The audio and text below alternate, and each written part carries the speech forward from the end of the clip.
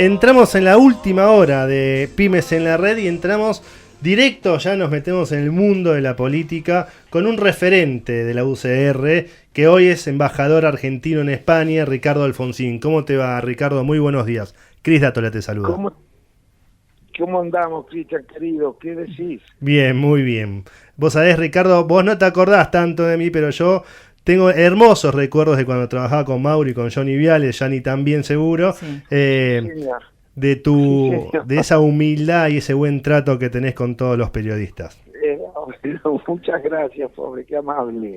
Ricardo, qué lío que hay con la UCR, Juntos por el Cambio, y más allá de todos los líos generales que tenemos en el país, y Unión por la Patria tiene lo suyo. Ahora, te quería preguntar porque el viernes pasado dijiste que tu papá, Raúl Alfonsín, al que todos o gran parte de la sociedad argentina le merece mucho respeto, dijiste que votaría a Sergio Massa. De hecho, hay un referente también de la UCR muy cercano a Sergio Massa que trabajó con tu papá, que es Leandro Santoro.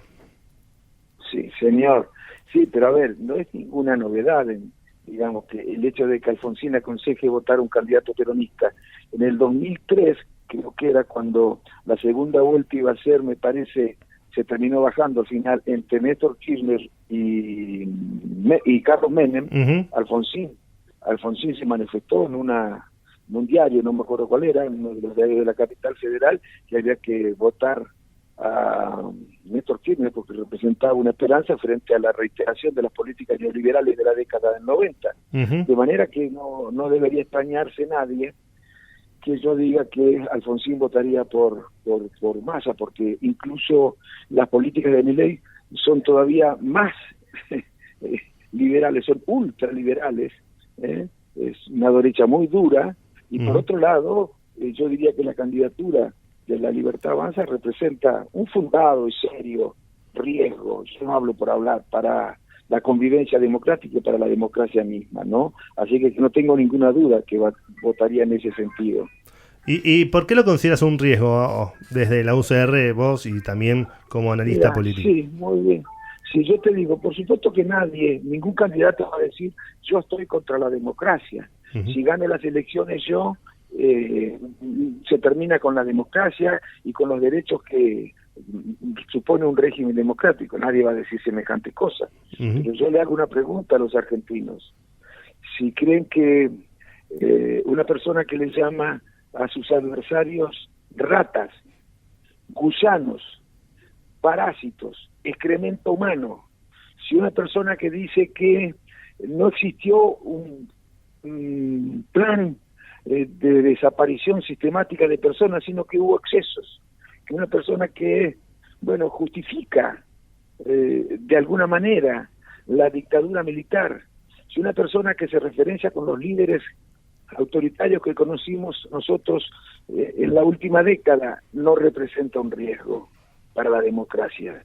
Si una personalidad de esta naturaleza no representa un riesgo para la convivencia democrática, por lo menos yo diría para el sistema democrático, no sé qué puede efectivamente poner en riesgo la democracia. Ahora, es una Ricardo, cosa muy seria. Vos sabés que analizando un poco desde la política en términos de poder duro, Massa sacó el 36% y Milei el 30%, con lo cual un tercio de la sociedad está a favor de una persona como Milei, con este cuadro que vos estás relatando, ¿no? Ahora, ¿cómo llegó esta persona hoy a un balotaje? ¿Cómo llegó hoy Milei con este cuadro que vos estás analizando a ser hoy un posible presidente de la nación argentina y con altas chances?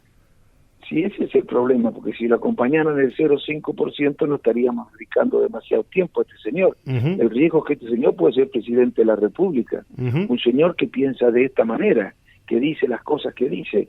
¿Pero por qué? Además de ¿Por qué llega él ahí?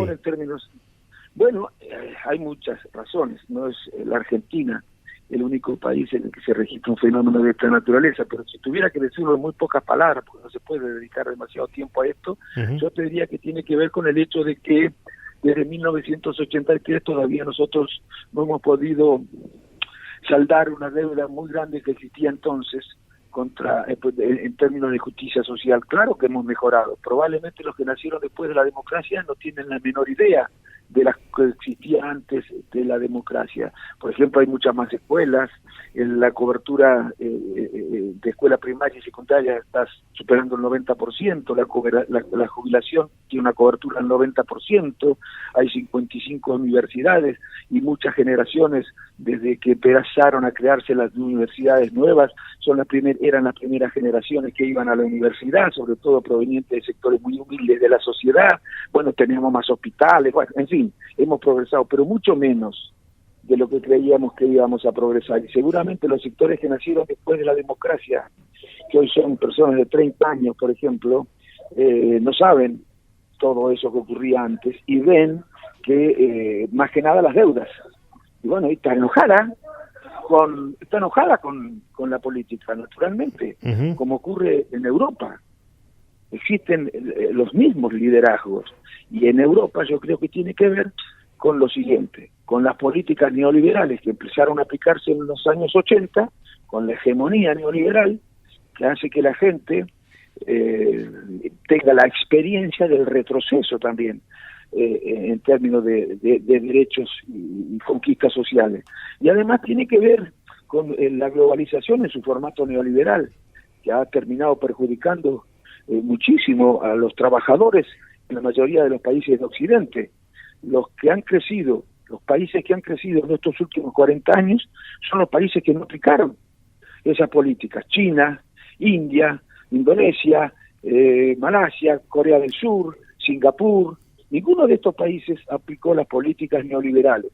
Pero además, la historia demuestra que las políticas neoliberales que se aplicaban en el siglo XIX, como las que propone hoy Milei, porque creen que son nuevas, son viejísimas, que las que aplicaban en el siglo XIX no hicieron progresar socialmente a los países. Los países progresaron económica y socialmente después de la Segunda Guerra Mundial con la aplicación de las políticas keynesianas, por decirlo de alguna manera, desde que la política empezó a tener participación en el funcionamiento del mercado para adoptar a la economía de funcionalidad solidaria. Yo creo que estas son un poco las razones que explican que emerjan en el mundo, en países tan distintos y tan distantes, liderazgos iguales. Ricardo, buen día. Yo quería preguntarte cómo analizás este movimiento de Macri de apoyar a Milei y cómo pensás que impacta en la gente. Mira, yo lo dije hace 5 meses más o menos esto. Por supuesto se me reían. Me acuerdo que cuando un dirigente radical, Martín Tetaz concretamente, un hombre al que respeto y que creo que tenía buenas intenciones, pero se equivocaba de medio a medio, dijo que era necesario que la Unión Cívica Radical o que Juntos por el Cambio sumara a Milei, yo dije lo siguiente: miren, si existiera en algún momento chances de que Milei esté en la segunda vuelta, o si Milei llegara a la segunda vuelta, tendrían que reunirse todos los partidos, deberían comprometerse a no votarlo a Milei, pero no por las diferencias programáticas. Me quedaría cortísimo si dijera que era esa la razón por la que teníamos que juntarnos todos para que no llegue Milei, por razones que tienen que ver con la democracia, porque este señor representa un riesgo para la democracia. Así empezaron el mundo los grandes totalitarismos, con agresiones verbales de esta naturaleza, que se transformaron después en agresiones físicas y después en dictaduras brutales. Si no pueden leer algunas cosas acerca de lo que pasaba en Europa, en Alemania o en Italia. Claro, pero ante este escenario, ¿por qué pensás que Macri va y dice yo lo voy a apoyar y convoca a votarlo? Porque está más cerca.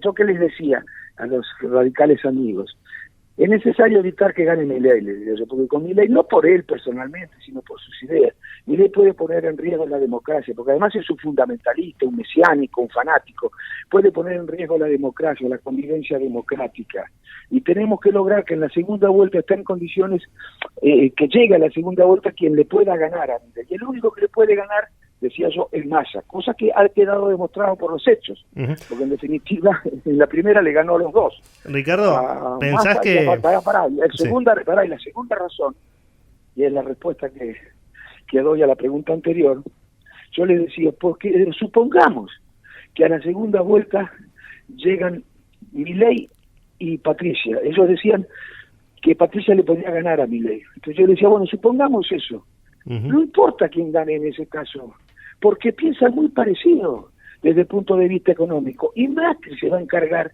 de que haya un acuerdo entre Juntos por el Cambio y La Libertad Avanza. Y no me equivoqué, porque acaba de cerrar, hace 15 días, un acuerdo con Milei.